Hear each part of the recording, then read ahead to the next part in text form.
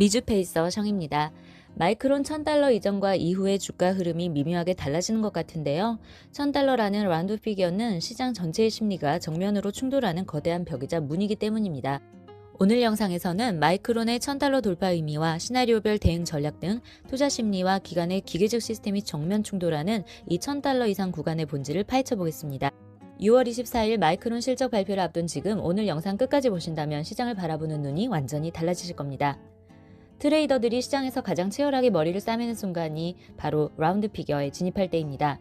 라운드 피겨 알고 계시겠지만 간단히 설명드릴게요. 라운드 말 그대로 둥글둥글한 숫자입니다. 가격이죠. 0이 많은 것, 그래서 100단위나 1000단위를 말하죠. 100달러 단위 주식인 엔비디아나 브로드컴은 100단위가 라운드 피겨가 되는 거죠. 마이크론은 900달러 이상에 왔을 때 1000달러가 라운드 피겨가 된 것이고요. 보통은 몇천 단위 가격에서는 1000단위로 라운드 피겨를 얘기하는데 마이크론은 1000달러까지 순식간에 왔으니 1100, 1200달러도 중요한 라운드 피겨가 될 수 있습니다. 이게 왜 중요하냐면 바로 옵션 때문입니다.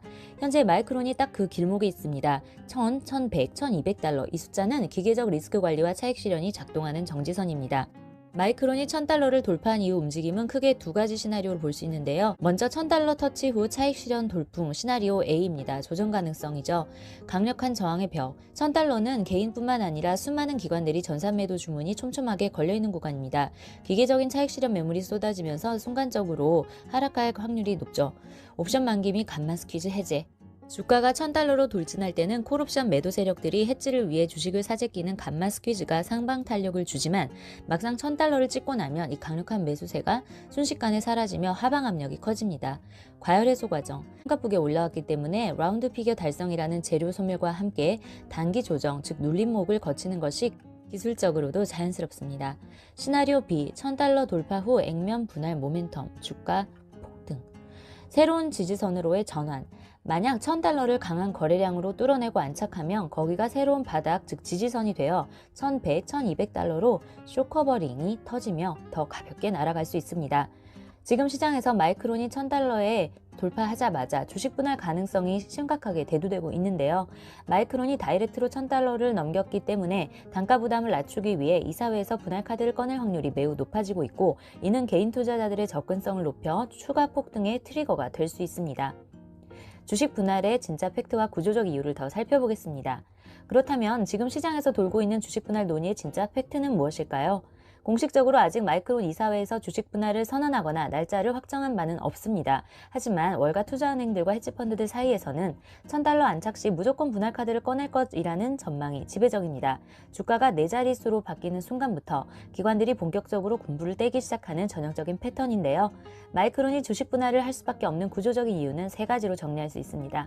첫째, 소액주주 접근성 확대입니다. 주당 1000달러가 넘어가면 개인 투자자들이 선뜻 한 주를 사기가 심리적으로 부담스러워지죠.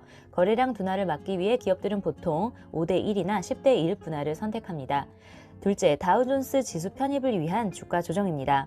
다우존스 30 산업평균 지수는 시가총액이 아니라 주가를 기준으로 지수를 산출합니다. 주가가 너무 높으면 지수 전체를 왜곡하기 때문에 편입 자체가 불가능해지죠.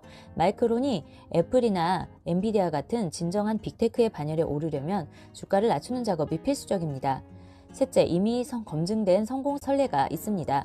엔비디아와 브로드컴이 주가 1000달러 안팎에서 10대1 주식 분할을 발표한 후 주가가 어떻게 폭발했는지 우리는 똑똑히 봤습니다. 마이크론 경영진도 이 효과를 모를 리가 없겠죠. 그럼 왜 기관들은 팔까요? 1100달러, 1200달러 매도 시스템의 비밀을 살펴보겠습니다. 더 올라갈 호재가 눈에 뻔히 보이는데도 기관들이 1000달러, 1100, 1200에 매도를 걸어놓는 이유는 무엇일까요? 여기에는 개인 투자자와는 다른 그들만의 시스템과 룰이 존재합니다. 기관들의 강제적 리스크 관리 규칙, 포트폴리오 리밸런싱 들어보셨죠? 기관 펀드 매니저들은 아무리 종목이 좋아 보여도 자기들 마음대로 끝까지 들고 갈 수가 없습니다. 대부분 펀드는 특정 한 종목이 전체 포트폴리오의 일정 비율, 예를 들어 5에서 10%를 넘지 못하도록 내부 정관으로 엄격히 제한하고 있습니다. 최근 마이크론이 단기간에 폭등하면서 기관 계좌의 비중이 너무 커져버렸죠. 따라서 1000달러 돌파라는 상징적인 가격이 되었을 때 펀드 규정상 기계적으로 비중을 줄여야 하는 자동 매도 물량이 쏟아질 수밖에 없는 구조입니다. 옵션 시장의 거대한 벽, 감마 벽이라고 할 수 있는데요. 미국 대형주 움직임의 7, 80%는 파생상품 시장이 결정합니다. 주가가 올라갈 때 기관 마켓 메이커들은 리스크를 해지하기 위해 마이크론 주식을 현물로 사며 주가를 끌어올리지만 1000달러 행사가의 콜옵션 물량은 역사상 역대급으로 촘촘하게 쌓여 있었습니다. 곧 1000달러에 도달할 것 같을 땐 콜옵션 행사 물량을 확보하기 위해 감마 스퀴즈가 일어나 급등했지만 주가가 딱 1000달러를 넘어서는 순간 더 이상의 감마 스퀴즈 요인이 사라지고 해지용으로 들고 있던 현물 주식을 대량으로 시장에 던져 이익을 확정짓는 기계적 프로그램 매도가 작동했습니다. 이를 시장에서는 감마 벽에 부딪힌다고 표현하기도 하죠. 기관들은 1000달러 터치나 액면 분할 공식 발표가 나오는 그 순간을 재료 소멸의 타이밍으로 보고 물량을 넘기기 위해 대기하고 있을 수도 있습니다. 우리가 냉정함을 유지하기 위해 반드시 체크해야 할 마이크론의 진짜 리스크 3가지를 살펴보겠습니다. 바로 시장의 심리와 타이밍, 그리고 기적의 선반영, 킹반영이라고도 하죠. 이미 2027년 상반기 물량까지는 어느 정도 완판인 것을 시장이 다 알고 있기 때문에 세력들은 6개월에서 1년 먼저 차익 실현 버튼을 누를 것입니다. 기적의 선반영이죠. 그 타이밍의 길목에 바로 6월 24일 실적 발표가 있습니다. 지금 시장의 공식 기대치뿐만 아니라 눈에 보이지 않는 눈높이인 위스퍼 넘버는 이미 저 끝까지 올라가 있습니다. 리포트들이 목표가를 1700달러 이상까지 지르는 지금 이 상황에서는 웬만큼 좋은 실적이 나와도 시장은 이미 알고 있었다면 시큰둥할 수 있고 만약 위스퍼 넘버를 단 1%라도 충족하지 못하면 매섭게 내리꽂아버리는 명분이 될 수 있습니다. 게다가 6월 말은 월가가 상반기 결산을 준비하고 여름 휴가철로 접어드는 시기입니다. 펀드 매니저들이 휴가를 가기 전 상반기 수익을 확정짓기 위해 물량을 던지기 가장 좋은 타이밍이란 뜻이죠. 실적이 아무리 잘 나와도 셀러 뉴스로 주가가 야금야금 흘러내리는 기간 조정이 올 확률이 기술적으로 대단히 높은 시점입니다. 이번 엔비디아와 브로드컴 실적 발표 보셨죠? 웬만큼 어닝 서프라이즈 가지고는 요즘 나스닥의 높아진 눈높이를 만족시킬 수가 없습니다. 실적 초과 달성은 당연하고 다음 분기 가이던스나 또는 빅 이벤트, 예를 들어서 마이크론 같은 경우는 이번 실적 발표 때 10대 1이나 5대 1의 액면 분할을 이야기를 한다거나 또는 80% 이상의 엄청난 영업이익률을 실제 가이던스로 제시하든 이런 엄청난 압도적인 수치를 보여줘야만 실적 발표 이후에도 상승 흐름을 이어갈 수 있는 게 요즘 나스닥 실적 발표장의 분위기입니다. 주가가 1000달러라는 상징적인 라운드 피겨를 향해서 갈 때는 모두가 환호하고 달려가지만 실제 그 1000달러를 돌파하고 나니 이제 조금 이성을 찾는 그런 느낌이죠. 야금야금 기관들은 이 순간에도 이익을 실현하고 있습니다. 제가 이번에 브로드컴 주가 변동하는 걸 보면서 브로드컴도 약간 비슷한 예라고 볼 수 있는데요. 브로드컴의 최근 라운드 피겨는 500달러였습니다.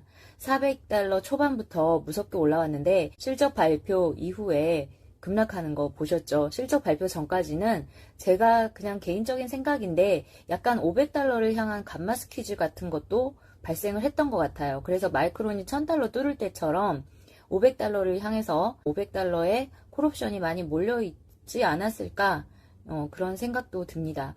그래서 500달러 직전까지는 엄청나게 쏘아 올렸는데 막상 490달러 이상을 돌파하고 곧 500달러가 될 것 같았지만 그 정도 동력은 되지 않았고 실적 발표가 있어버렸잖아요. 오히려 실적 발표가 며칠 뒤였다면 어떻게 됐을지 모르겠습니다. 오늘 영상 봐주셔서 감사하고요. 앞으로도 나스닥 빅테크주 관련해서 여러분들 투자에 도움이 될 수 있는 좋은 영상 가지고 찾아뵙도록 하겠습니다. 구독, 좋아요 누르고 기다려주시면 더 신나서 영상 빨리 제작해서 대령하겠습니다. 편안한 부자 되세요. 감사합니다.